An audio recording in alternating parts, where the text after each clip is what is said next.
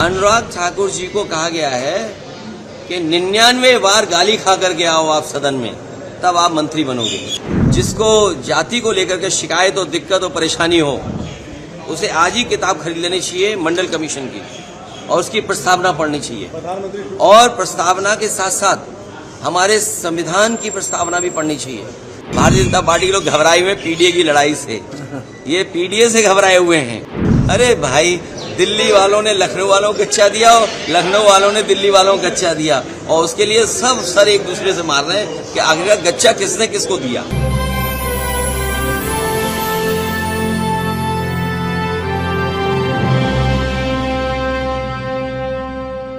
जाति का सवाल कोई नया नहीं है।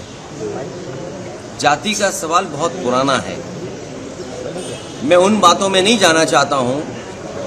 आप हमारे वो साथी हैं जो हर एक पे नजर रखते हैं, और एक समय ऐसा आया था उत्तर प्रदेश के सदन में जहां शूद्र को लेकर के बहुत सी चर्चा शुरू हो गई थी। और मुझे याद है कि मैं जब मंदिर के दर्शन करने गया कि वो कौन सी ताकतें हैं समाज की जो किसी को पूजा पाठ के लिए, हवन के लिए उस समय रोक रही थी। और वो दिन मैं भूल नहीं सकता हूं जिस दिन मुख्यमंत्री आवास को गंगा जल से धोया गया था। मुझे कोई आज समझा दे, कोई जागरूक समझदार इंसान मुझे ये समझा दे कि किसी मुख्यमंत्री के घर को गंगा जल से कैसे साफ किया जा सकता है। मैंने लोकसभा के चुनाव में मैनपुरी में देखा कि बहुत सारे लोगों ने प्रतिमा को धोया था। अगर ये सब बातें मैं भूल जाऊं एक बार को, लेकिन उसके बाद मैं कन्नौज में उस मंदिर में गया था जिस मंदिर में जाकर के पहली बार मैं चुनाव जीता था, और मेरे वहां आने के बाद मंदिर धोया गया था। सोचिए, आप कल्पना कर सकते हो, जब आप चंद्रमा में जाना चाहते हैं, इलेक्ट्रॉन्स की बात कर रहे हो, डिजिटल इंडिया की बात हो रही हो, विश्व गुरु, अमृतकाल, विकसित भारत, और आप गंगा जल से धोएंगे मंदिर को। सवाल अगर ये हट जाए एक बार को, और जो सदन का सवाल है, क्या बीजेपी, कांग्रेस पार्टी के नेता या किसी भी व्यक्ति की जात पूछ सकती है? हम और आप लोग कभी व्यवहारिक मजाक करते हैं तो उसमें चलो एक बार को कोई बात मजाक में चली जाए, लेकिन सदन में जो शब्द का इस्तेमाल हुआ था, मुझे तो ये लगता है अनुराग ठाकुर जी को कहा गया है कि 99 बार गाली खा करके आओ आप सदन में, तब आप मंत्री बनोगे। और जाति का सवाल जिसको जानना है, बाबा साहब भीमराव अम्बेडकर जी की किताब एनिमिलेशन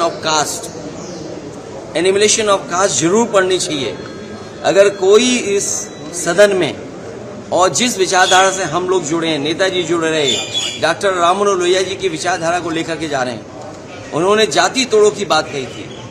इनके पास अगर कोई व्यवस्था हो जिससे जाति तोड़ी जा सके, बीजेपी के लोग बताएं कि जाति तोड़ो आंदोलन जो डॉक्टर राम मनोहर लोहिया जी ने चलाया था और समाज में एक परिवर्तन लाने की कोशिश की थी, क्या जाति तोड़ो आंदोलन का उनके पास कोई दूसरा है विकल्प?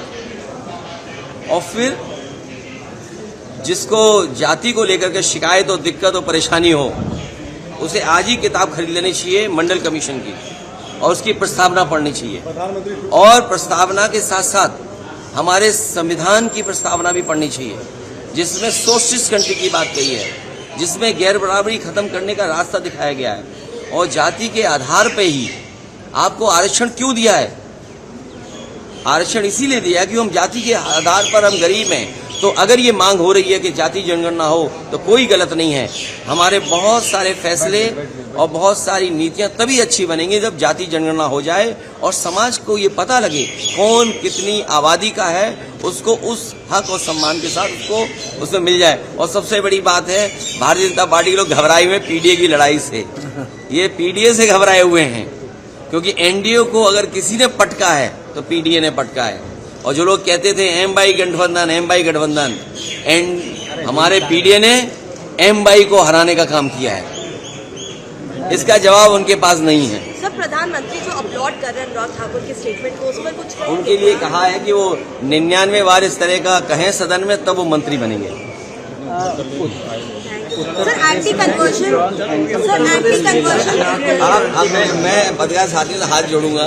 कल भी मैंने कहा कि आप मुख्यमंत्री से क्या उम्मीद करोगे, उससे कोई और उम्मीद कर सकते हैं आप कोई उम्मीद ये कर सकते हैं कि किसानों की आय दोगुनी करेंगे? क्या उनसे उम्मीद कर सकते हैं कि आज के जमाने के हिसाब से किसान के लिए वो मंडी बनाएंगे? जितने बड़े पैमाने पे नौजवान बेरोजगार हैं, क्या उनको नौकरी देने का बात कहेंगे? अरे जिन्होंने बिजली को महंगा कर दिया हो, बिजली के कारखाने पूरे न किए हों, उत्तर प्रदेश को बर्बाद कर दिया हो, और उनसे क्या उम्मीद करोगे? क्योंकि वो ध्यान हटाना चाहते हैं, कभी तख्ती लगवाते फिर रहे हैं, कभी फिर वो ऐसे कानून ला रहे हैं। अरे छुआछूत के खिलाफ भी कोई काम करेंगे। और फिर सरकार, ये जानते हैं आप, अगर इंटरकास्ट शादी करते हैं तो आपको मदद करती है सरकार। आप इंटर रिलीजन करते हैं तो यूपी की सरकार मदद करती थी। तो इसी सरकार से पूछो कि पिछले 6 साल से जो पॉलिसी बनी हुई थी कि इंटर कास्ट इंटर रिलीजन शादी में सरकार मदद करेगी, तो ये बताएं कि सरकार मदद करेगी कि वो भी खत्म कर दिया कानून?